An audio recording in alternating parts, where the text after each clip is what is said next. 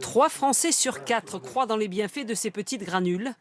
Et plus d'1 sur 2 en a déjà utilisé pour traiter allergies, état grippal ou stress.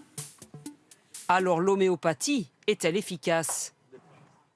Pour ce spécialiste, il n'existe aucune preuve scientifique. Il y a eu un grand rassemblement des académies des sciences qui ont produit un rapport et qui a dit exactement cela.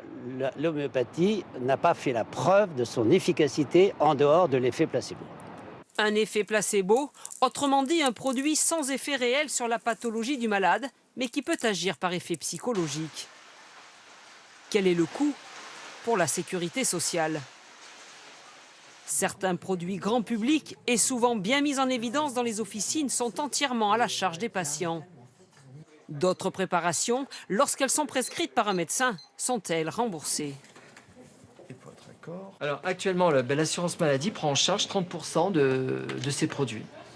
Qui se vendent entre eux? Alors ils se vendent entre 2,18 € pour les doses et 2,35 € pour les tubes. Au total, cela représente 129 600 000 € de dépenses de santé sur un total de 19 900 millions de médicaments remboursés, soit moins de 1%. Quelle place tient l'homéopathie dans les autres pays? La situation est contrastée.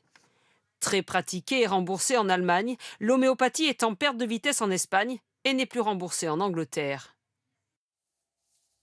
Il faudra du temps, beaucoup de temps, avant que l'enquête qui vient d'être lancée apporte des réponses à cette incroyable affaire. L'anesthésiste de l'hôpital de Besançon, Frédéric Péchier, a été mis hier soir en examen pour 17 empoisonnements supplémentaires, soit au total 24 victimes, dont 9 sont décédées. Des mises en examen, mais un médecin qui reste pour le moment en liberté, sous contrôle.